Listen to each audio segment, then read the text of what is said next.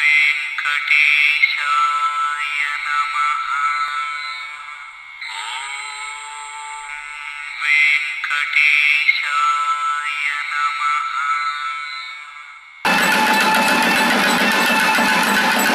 Nachdem wir am Abend unserer Ankunft hier in Kanyakumar vom Balkon unseres Hotelzimmers aus noch einen der täglichen kleinen Prozessionen erleben durften, vergewissern wir uns kurz, ob unser Ambassador noch da ist und planen unseren ersten Tag hier. Wir haben bisher einige indische Tempel besichtigt und beschließen deshalb zuerst einmal die prachtvolle neugotische Wallfahrtskirche Our Lady of Ransom, unsere liebe Frau der Erlöserin, zu besuchen, die genau vor 100 Jahren fertiggestellt wurde. Vor der Pension gönnen wir uns noch einen Becher Tee und machen uns dann zu Fuß durch das Christenviertel auf in Richtung Kirche. Schwer vorstellbar, dass durch diese Gassen beinahe auf den Tag genau vor 10 Jahren ein weiteres Jubiläum, wenn gleich kein erfreuliches, ein gewaltiger Jahrhundert-Tsunami die Häuser zerstörte, als er den indischen Subkontinent als erstes an diesem Punkt traf.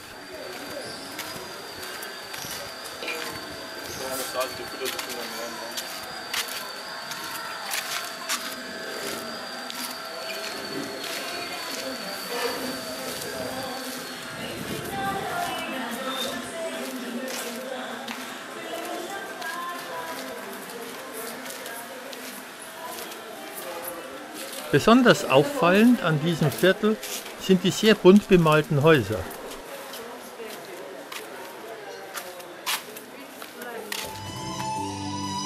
Katholische Kirchen in Indien, wie diese hier, sind in ihren Formen nicht viel anders als ihre Schwestern in Deutschland. Nur sind hier die Heiligen oft etwas bunter, das verwendete Gold etwas reichlicher und die Prozessionswagen etwas gigantischer.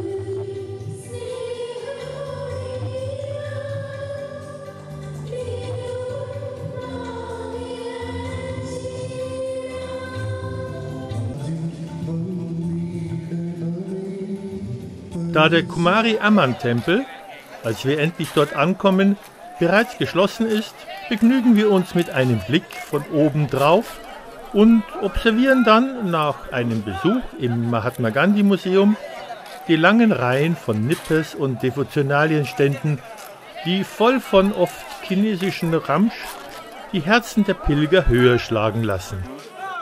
Und dann macht Joris einen Fehler, von dem ich ihn nicht bewahren kann. Er kauft sich ein Eis, was ihn kurz darauf mit hohem Fieber und Durchfall auf das Bett wirft. Zum Glück ist die nächste Apotheke nicht weit und bestens für solche Fälle ausgerüstet. Wegen der täglichen Stromausfälle, besonders in Kleinstädten, sind die Kühlketten bei einfachen Straßenhändlern sehr oft unterbrochen. Nach einer schweren Nacht brechen wir am nächsten Morgen auf ins nahe Kerala. Nilgiris Mountain, Offroad, Volume 4. Kerala. Hier in Kerala, genauer gesagt oben in Kozhikode, hatte ich vor 6 Wochen über einen indischen Freund den Wagen als Taxi gekauft. Deshalb auch das gelbe Nummernschild.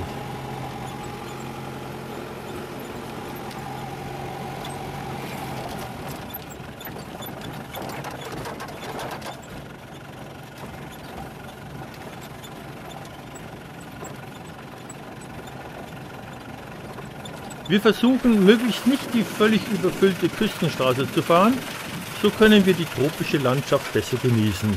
Aber das ist manchmal leichter gesagt als getan. Und so landen wir immer wieder auf Straßen, auf denen der ganz normale indische Verkehrswahnsinn herrscht. Genießen Sie ihn mit uns für eine Weile. Der autofahrende Inder steht ständig unter Strom. Und weil dieses Verhalten ansteckend wirken kann, versuche ich meistens, mich nicht anstecken zu lassen. Zurück zur Theorie und Praxis des Verkehrs in Indien im Allgemeinen und dem persönlichen Blickwinkel im Besonderen. Dieser bedeutet in der Wirklichkeit, dass ein Busfahrer seine Aufgabe darin sieht, möglichst viele Menschen möglichst schnell an ihr Ziel zu bringen und das möglichst lebend. Man könnte jetzt sagen, dass das jeder auf seine Weise ebenso möchte. Der Unterschied besteht aber in der Größe und Motorkraft des Fahrzeuges. Und das wiederum relativiert den persönlichen Standpunkt. In der Kurzfassung, der Bus hat immer Vorfahrt, denn ein Mopedfahrer oder Fußgänger hat im Zweifelsfall schwächere Mittel zur Hand, um seine Interessen durchzusetzen. Dennoch haben im indischen Verkehr alle dasselbe Ziel, lebend und schadlos ans Ziel zu kommen. Im Prinzip wird auf die Schwächsten im Verkehr Rücksicht genommen, aber leider nur im Prinzip, und deshalb ist es jedem anzuraten, diesem Prinzip zu misstrauen. Zum Hupen auf Indienstraßen sei hier gesagt: Wenn ein Inder hupt, will er sagen: Hallo, ich bin auch noch da. Oder: Keine Angst, ich habe dich längst gesehen. Oder: Tut mir leid, aber ich habe es jetzt ausnahmsweise mal eilig. Oder: Schau mal, meine Hupe funktioniert noch. Tatsächlich sollte die Hupe bei jedem 2-, 3- oder 4-rädrigen Fahrzeug funktionieren, denn wer nicht hupt, will nicht wahrgenommen werden. Und das kann fatal enden.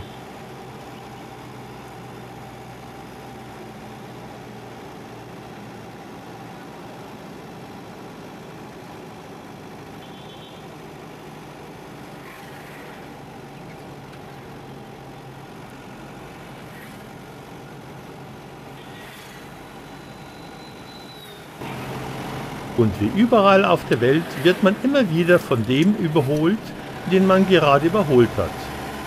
Oder umgekehrt.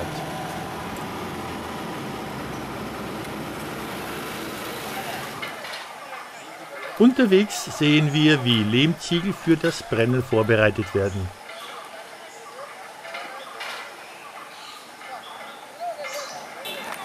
Bei unserem braven Ambassador funktioniert noch beinahe alles, bis auf Kleinigkeiten wie das Öffnen der Beifahrertüre von außen. Hallo. Wir haben wieder eine ruhige Piste gefunden und wollen hoch in die Berge fahren. Die Straßen sind wieder bestens und so kommen wir schnell voran.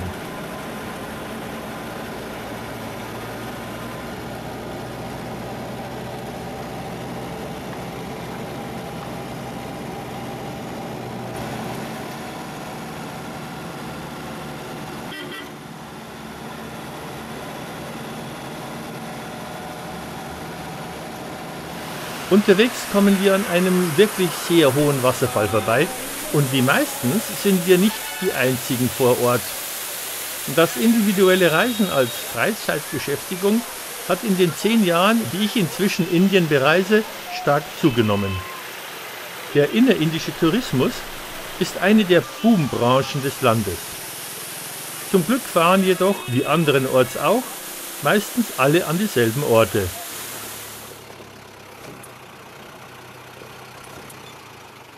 Und dann sind wir endlich hoch oben, wo der Tee wächst. Endlose Teeplantagen, soweit das Auge reicht. An einem fernen Hang machen wir einen weiteren Wasserfall aus und wollen ihn uns von der Nähe aus ansehen. Es rauscht der Wasserfall vom Berg ins tiefe Tal. Dort angekommen finden wir tatsächlich nur einen einzigen kleinen Teeladen.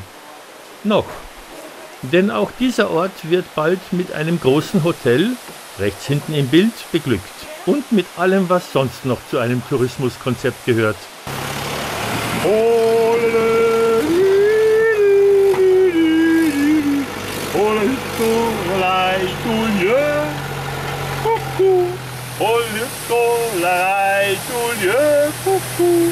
Bei uns in Tirol. Ich gebe zu, dass mich der rauschende Bach an meine bayerische Heimat erinnert.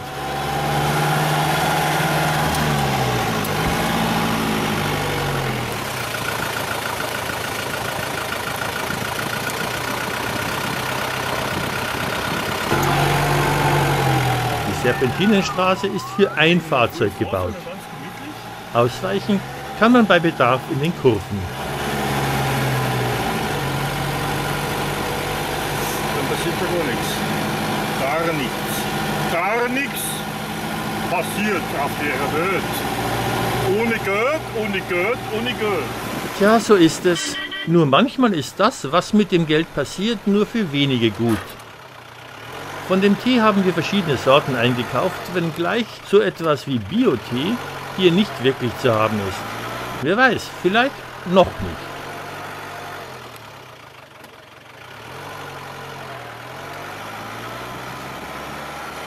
Alles, was wir hier sehen, wird intensiv bewirtschaftet und hat mit der natürlichen, also ursprünglichen Vegetation nicht mehr viel zu tun. Hier wurden, wie auch anderorts oft, Eukalyptusbäume, die hier zu den Neophyten zählen, gepflanzt.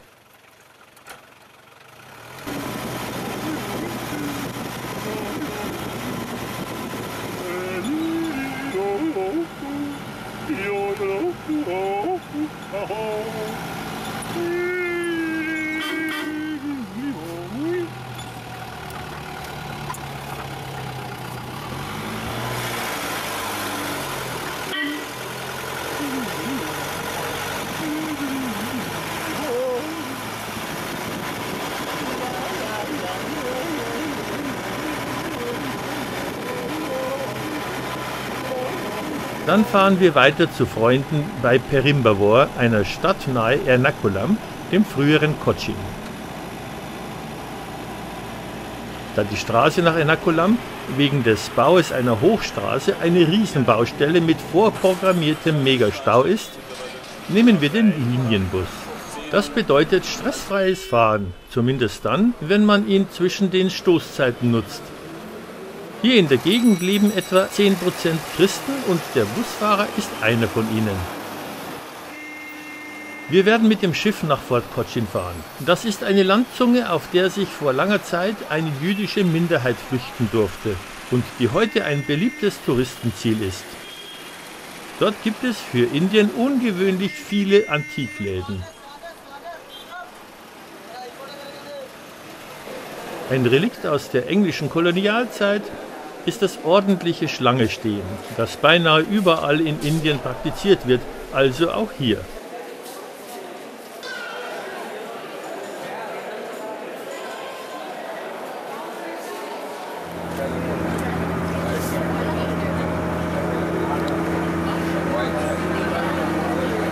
Joris ist auf der Suche nach einem Stück Rosenholz, mit dem er einen Messergriff basteln will, und er wird bald fündig. Der Mann hätte ihm das Stück Holz sogar geschenkt, aber Joris gibt ihm gerne etwas dafür.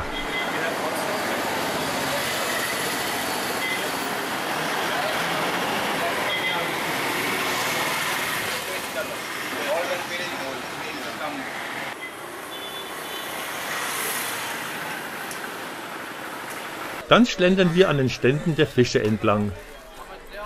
Dem Touristen wird angeboten, hier seinen Fisch auszusuchen, um ihn dann in einem Lokal seiner Wahl zubereiten zu lassen. Und damit das funktioniert, gibt es Vermittler, die sich bei Erfolg sowohl vom Fischer als auch vom Restaurant einen Obolus verdienen. Ein geschicktes System, das wir aber dankend nicht annehmen. Joris hat große Lust auf frisch gebratene Garnelen. Wir finden etwas abseits ein kleines Lokal, dessen Besitzer mit Bob Marley Musik lockt und, wen wundert es, einen Bruder hat, der täglich frische Garnelen fängt. Ich bezweifle das vehement und wir googeln etwas, um schnell herauszufinden, dass bei Ernakulam eine der größten Garnelenzuchtfabriken Indiens ist und die meisten der Fischernetze nur hübsche Kulisse. Der Traum vom idyllischen Garnelenfischer ist zerplatzt. Der Appetit bleibt. Ein Mann des Lokals macht sich auf den Weg, die Garnelen zu besorgen, was ewig dauert. Wie auch immer, die Garnelen, frisch gefangen oder nicht, schmecken Joris. Der Preis von über 10 € nicht. Er betrachtet es als Lehrgeld. Und die schlaffen Pommes ebenfalls.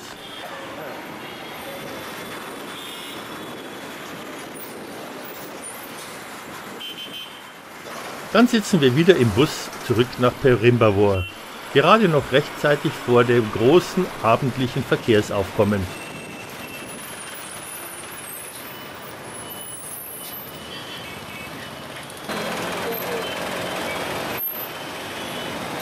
Tags darauf haben wir wieder einmal großes Glück.